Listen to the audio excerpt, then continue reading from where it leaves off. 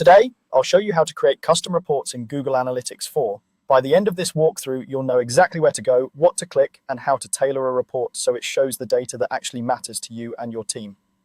Let's get started inside your Google Analytics 4 property. Once you're logged in, look at the menu on the left-hand side of the screen and head over to the Reports section.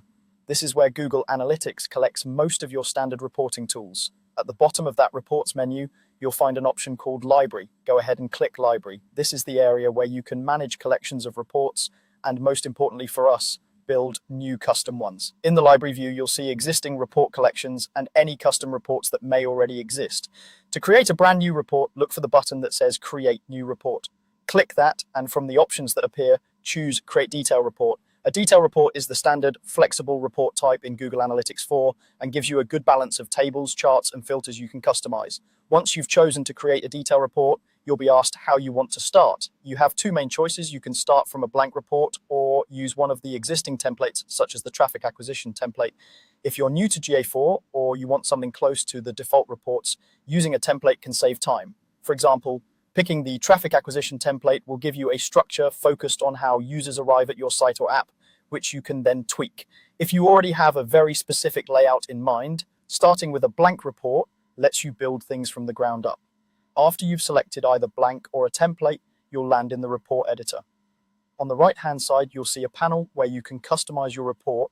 This is where you add or remove dimensions and metrics. Dimensions are attributes like country, device category, or session source. Metrics are the numbers you want to measure, like users, sessions, engagement rate, or conversions. Use that right-hand panel to add the specific dimensions that match how you want to break down your data. For example, if you care about where your traffic is coming from, you might add dimensions like default channel group or campaign. Then choose the metrics that help you measure performance, such as total users, new users, or revenue.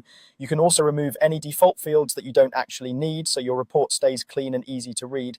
Take a moment to adjust the layout as well. You can reorder columns, change visualizations between tables and charts, and apply filters to focus on a particular region, device, or traffic source. The idea is to shape the report so that when you open it later, you immediately see the insights you care about most without extra noise. When you're happy with the way your report looks, it's time to save it.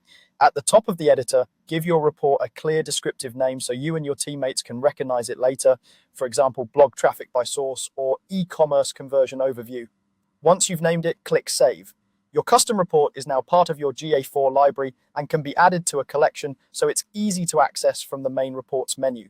That's all there is to it. Start in reports, open the library, create a new detail report, customize your dimensions and metrics, then name it and save.